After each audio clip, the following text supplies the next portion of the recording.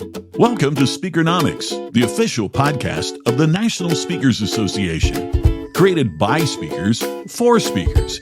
It's your fast track to sharper skills, bigger impact, and a smarter speaking business. Subscribe and download using the link below. And step into the spotlight. Our guest today is a literal force of nature in the speaking world. As a board member of the Canadian Association of Professional Speakers, CAPS, she's an award-winning strategist who has been recognized by Success Magazine as a top 10 up-and-coming entrepreneur. But what makes her truly unique is her double threat expertise. She pairs high-level designation in wealth management with a double certification in neurolinguistic programming. That's NLP.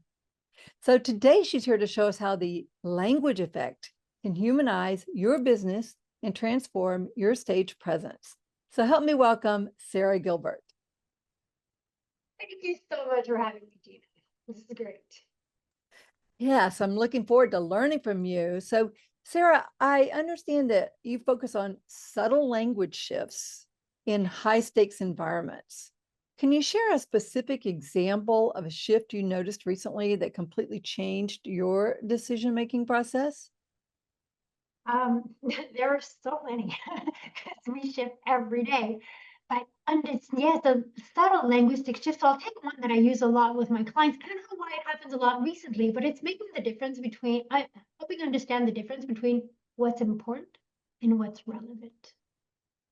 And I was doing actually a talk at the CAPS convention, and we were talking about metaphors and analogies, and how we'll talk about that a little bit later, how that is a linguistic treasure, but how using metaphors and examples and stories is important, but using some that are relevant to our audience is even more important. Because on the brain perspective, everything is important, but really in relationship and in impact and influence, we want to focus on what's relevant.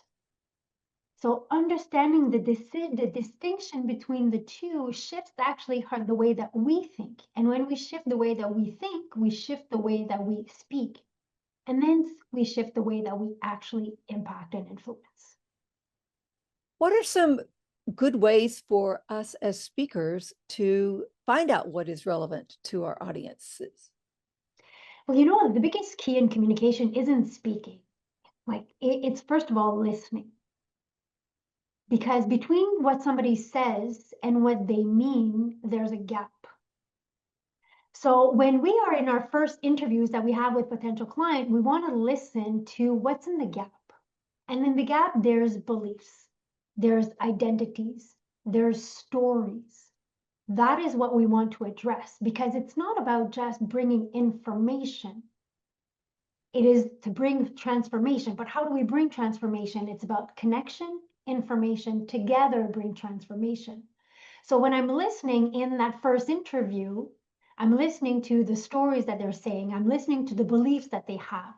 And then I will decide, what are the beliefs that I want to anchor? What are the beliefs that I want to challenge in that to make it an impactful talk? And then we can play around with language to address those. But the first is really to listen what are their beliefs and what are their identities? And play on that. I love that. I think that's so powerful. And listening is just so underrated as a communication skill. Oh my gosh, I'm working on the talk that's going to be called Super Listeners. Ooh, I love it. You're the first person I say. So, and it's all going to be on that. That is terrific. Yeah. Well, let's talk about pattern recognition. Yes. So how do you systemically identify linguistic patterns in a team's communication? And what is your first step when you realize those patterns are trending towards a negative outcome? So the way that I see life is we're always in a vortex. So we're either in an upward vortex or in a downward energetic vortex. And the words that we use actually will tell you which vortex people are in. So when somebody's in the upward vortex, they're in curiosity, it's light, it's simple, there's fun. When somebody's in a downward vortex, they're talking about it's work, it's difficult, it's going to take effort, then they're in a downward vortex. And the first thing that we tend to do as a reaction when somebody's in a downward vortex is bring logic and reason. But actually what we want to do is to close the emotional gap. So bring them upward in the vortex. And the way there's two emotions that I call them pivot emotions, and it's doubt and hope. So when somebody's in a doubt, when somebody's in a downward vortex, or somebody's stuck, and it all happens to all of us, then we want to bring doubt. Linguistically, how do I bring doubt? Is with the structure, what if? What if we could do what if we can make it happen? What if we can do this differently? We actually want to crack the belief, because the only thing that comes out of a human's mouth is a belief. So if you can crack, or not if, when you can crack the belief, then from there, you can bring ideas, solutions, and when they're back in the upward vortex, then we can go into hope. And then that's the fun part, and that's the easy part. So listening to where people are emotionally, and not trying to reason with the emotions, but trying to reduce the emotional gap between where we are and where other people are. And in our talks, it's the same thing. If we are high in motivation and our audience is not, because something happened in the business and we've all had an experience where they just had bad news or anything, like bringing more hype won't work. It's to reduce the gap, because when we're in the gap, then we are closer together. We can bring togetherness in that. So listening again to what people are saying. You know, there's an example that I often take is there's people who are excuses and there are people who are solutions. So when you're a solution-oriented person, you always have a solution for something. It might not be good, but you always have a solution. And the people who are excuses, they're the ones who are going to say why it's not going to work, why it's not going to be working, why they're too busy. There's always a reason / an excuse. And when you're a solution person, you find it very heavy, because you're like, oh my gosh, this person is negative. They're not positive. That's not the case. Really, what they need is to release their nervous system. Hold the space. Let them say all the excuses, all the reasons, everything. Like, they need to discharge their nervous system. And once you see it, like, oh, and this is great for also the speakers who are facilitating workshops. You just let them breathe. Let them just say everything. And at one point, you just see the shoulders go, ah. Then they're the ones who will give you often the best solutions and the best ideas, because they thought about them. They're not spontaneous and everything. But we rarely give them that space, because we want to stay in the solution driven. So often, like, my best advice is understand that we are one side of a mountain, of a shore, and the other person is on another side of a shore. Like, we just have different linguistic styles, different beliefs, and that's all that's coming from everybody's mouth. So by asking questions and asking ourselves questions, then we shift every single conversation that we have. Sarah, I find that so helpful. I can think of many conversations I've had with people, clients, friends, family members, and they're going through that, well, it won't work because, no, have you thought about this? And I think I'm more of a solutions oriented person. And so as soon as I start hearing that, I'm thinking about pushing back and what the actual answer is and why they're wrong. Not exactly saying that necessarily, but I'm formulating my rebuttal. Exactly. But to your point, it sounds like I just need to realize they're getting it out. They are laying it out on the table so they can see it and see whether the fears are real, see if the doubts are real. Is that right? That is right. And the more we rebuttal on it, the more they hold on to the fear. So it's like, just let it go. And then you see the person just like, whew, oh my gosh, that feels better. And then they come into ideas, solutions, and whatnot. But we're such in a world of like being busy, that we don't give each other space. We ask a question and we're just expecting an answer, or somebody asks us a question and then we just react with an answer.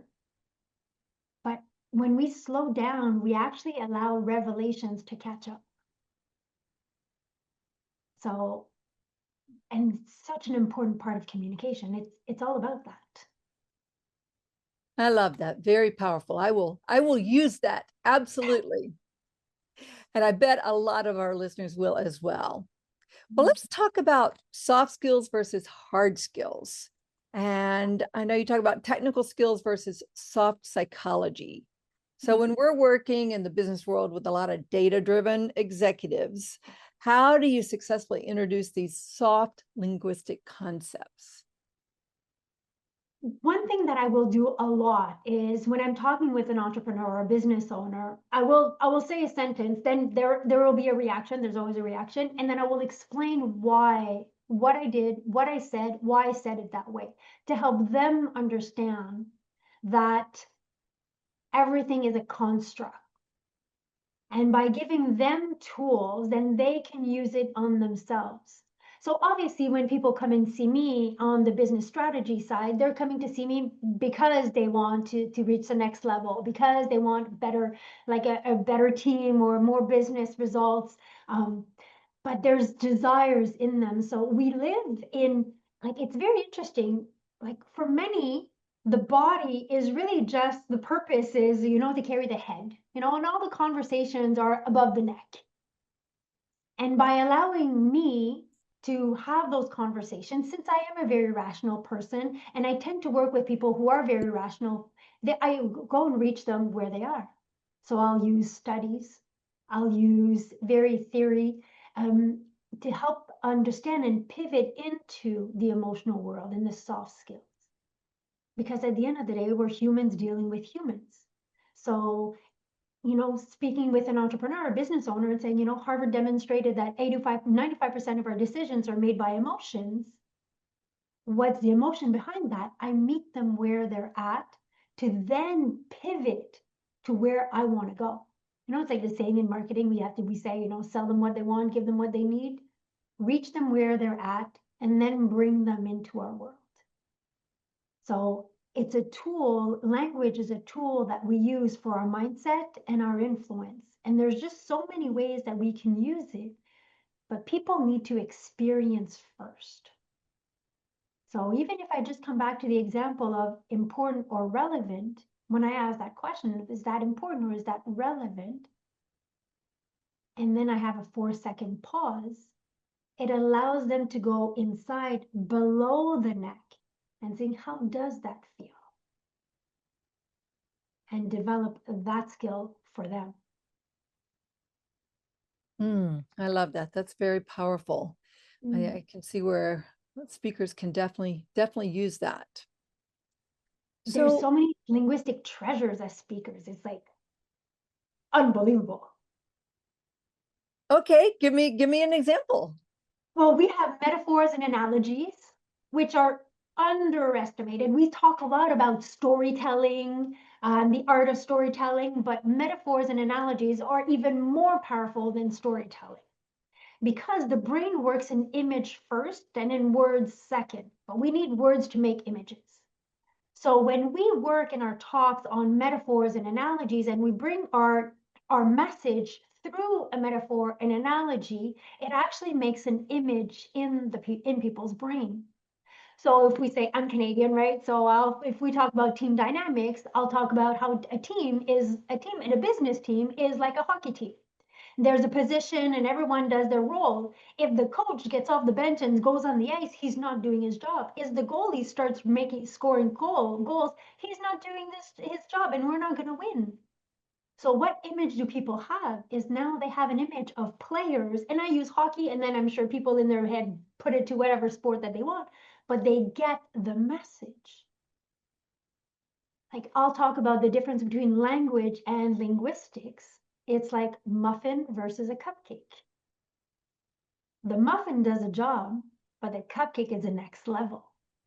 So then I can go into linguistic sophistication and precision and everything about the linguistic, because the brain is always comparing. So metaphors and analogies, whenever you can create them and use them in your talk, they're one of the most impactful tool that we have in our toolbox for impact. Because when you know how the brain works, you work with it. That's really good. I love that. That's terrific.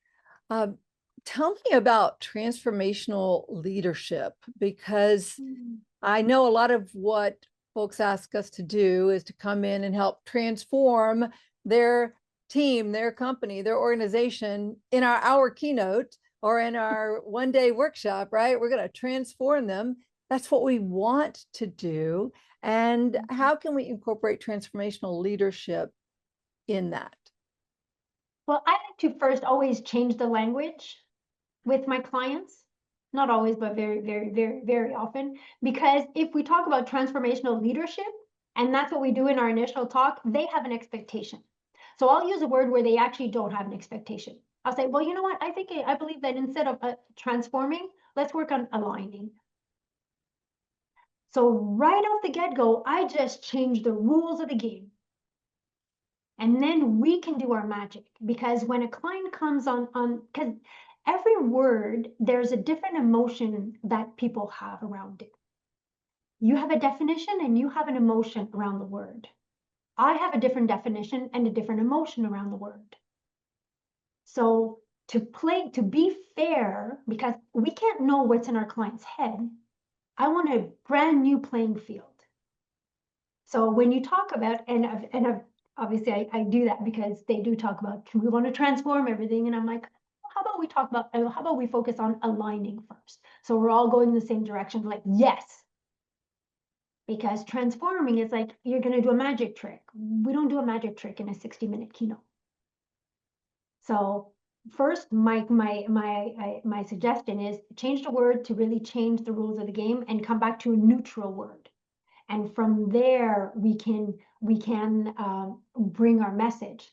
But our message, again, when we bring it in terms of identity shift and belief shifts, are more important than information.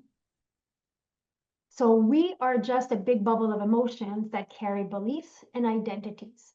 So in our talks, want to know, and these like questions that I'll often ask, like, what are the beliefs that we want to anchor, and what are the beliefs that we want to challenge? Because if you're talking to me and you're giving me information, but I don't have that belief, or I have a different belief, I'm not listening. So here, what are the beliefs that the majority of the audience has or may have regarding your topic, regarding what's going on? See which one do you want to anchor and which one you want to challenge. That's a huge one. And then identity. Give people identity. So I'll come back to my muffin and cupcake message. I have a talk that's called Exquisite, the Language of Client Experience, which is all about sophistication and all about language in client experience. And I start with the analogy of the muffin and the cupcake. And throughout my talk, and I'm like, yes, asking a client, how are you, or saying this to a client, that's good, but that's a muffin, but we're cupcakes. So we could say, and then I give different ideas of a more elevated, more rich language. And at the end of that talk, always, I have people coming to me and they say, Sarah, I'm a cupcake. I shifted their identity, which means that shifting the identity shifts absolutely everything else in a person's behavior. So less information, more shifting on what's really the root of human behavior, beliefs and identity. It's huge. Oh, I hear you. What would you recommend that we as speakers do to improve our language, to make it more exquisite? I like that. Well, I developed, and it's not a sales pitch because I don't have it for sale, but I created a framework for when I do my talks. And if people are interested, they can email me, I'll send it to them. But it's really to think about. So there's different linguistic styles, moving towards, moving away. A little bit earlier, we talked about solution and excuses. We tend to speak in our reality of the world, but that is 50% of the audience. So we miss out on people because we speak in our linguistic styles. So we want to learn the different linguistic styles because, and to be able to reach everyone. So if I take another one, there's people who are looking for moving towards something. So they're looking for a goal, advancement, and there are people who are moving away. If I'm selling a mattress, somebody might say, I want to sleep better. And somebody's going to tell me, I want to stop like sleeping, like not have insomnia. I'm going to sell them the same mattress. So as a speaker, we want our talks to address the different linguistic styles. As a speaker, we also want to know that there's a field in linguistic that's called sociolinguistics, which is about how men and women speak differently. Men will speak more directly, women will speak indirectly. Their needs are different. So again, I want to address both. As a woman, by default, I'll address more what are the women, but there's 50% of the audience. So there's sociolinguistics. There's some magic words, such as imagine. Imagine is a magical word because it takes us from our rational brain to our imaginary brain. So can I put imagine? Another, together. Us, we, together. When we are speaking to our audience, we are not talking about when you, with your clients, we say, so the next time we meet our clients, we're going to say, there's a togetherness. And the third magic word is the person's name. Now, it's easy when you're on a one-on-one basis. How do we do that when we're on a talk? You look where the country or the city where you're going to be giving a talk. You ask for the average age of the people in the audience. And then you Google, what were the popular names of babies in those years? And you use those names as examples in your talk, because you have better chances of actually getting people with those names. So we tend to build our talks in our reality, how we are built, how we are wired, but we're missing half of the audience because of that on different points. So sit down saying, okay, how would somebody else see that? How would somebody else that's not like me say it? And do a 50-50 mix to be able to reach people so people can connect, our audiences can connect with our message. I can see where AI could really help with that sort of thing. That's an interesting tactic. I've never heard that before. And I think that could be very powerful. It should, if you can ask AI the different types of linguistic styles, for sure. Like it's quite something. I bet. Well, let's talk about real world results, because business leaders always want to see the ROI. How do you help them understand the ROI of improving a leadership team's linguistic acumen over a few months? That's a really good question, because often we think, and I challenge myself on that a lot, where when it's a soft, quote unquote, soft skill, there's no ROI. But there is so many ROI on the lack of team collaborations, of people being present in the office, but actually really not engaged. Like there's plenty of studies in this. So my question is always like, what will it give them on the soft side? And then I'll go and get research on, okay, what is the ROI of a better collaboration? Because yes, in business, the two things that they're seeking is time or money, or time and or money. We can put it in both ways. So I always bring the results in terms of time and money, and again, in different linguistic styles. So it will allow your team to have more time. And there's another point where I'll say, and it will also allow your team to be less busy. It says the same thing, but it reaches two different people on the board of selection. So there's research on everything. Our role is just to take a moment. And this is where, you know how language influences our own mindset and our own beliefs. because I used to believe that no, it's a soft skill and there's no ROI on that. And as long as I held on to that belief, every time I repeated that belief, I anchored that belief even more, and I couldn't find any. And my closing rate for conference was less than when I actually changed my belief. So whoever has a belief on it, it's like, can I challenge the belief? And then from there, that's where curiosity comes in. And that's like, you know, curiosity opens the fun, and curiosity open the world, the doors to, you know, creativity and innovation. Because there's rate of return, there's a return on absolutely everything. So how can I frame it for businesses for time and money? Well, that's it. There's research that have been shown on productivity and all of that. And I just frame it into better collaboration, better engagement, more fun. And I'm always shocked how when I speak about fun in the business world, it's a huge quest. It's not in the written KPIs, but it's really in things that our people or business world is looking to. It's like, can we have more fun? So I tend to bring all kinds of rational studies, and then I say, and then we'll have a whole bunch of fun along the way. And the numbers of times that I was told that line is what closed the deal, I'm flabbergasted about it, because I'm like, I didn't think the business world was about that. But again, that was just a belief that I had. That is so powerful. And I think that's something, I love your use of the word fun as a quest for organizations. Yes. I've been pleasantly surprised in my community that a lot of the feedback I get as to why people keep coming back and why people stay part of the community is that it's fun.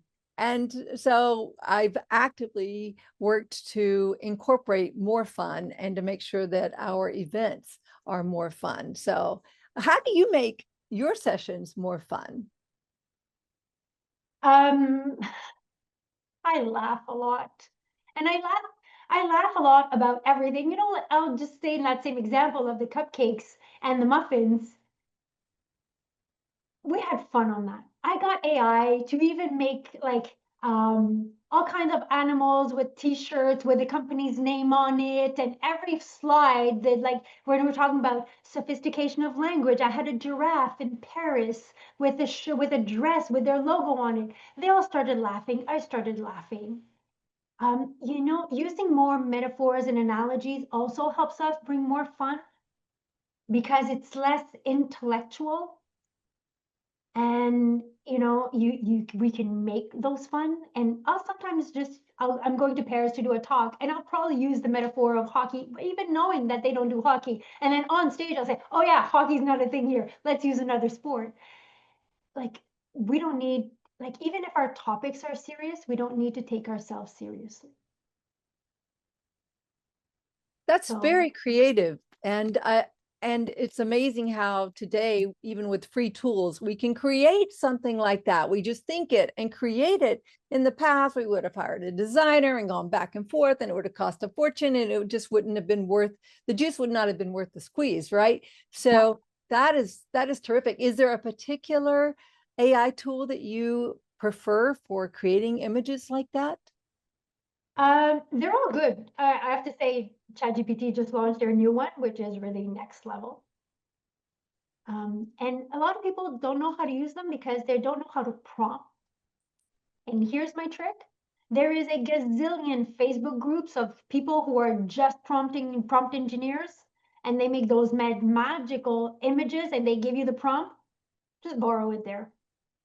That's what I did. I'm like, oh, somebody made an image of a penguin. And I'm like, oh, I like that. Then I had the idea of putting the penguin on the beach and doing that with the client's logo on it. And I'm like, and then I changed it for a giraffe, and I moved on from there.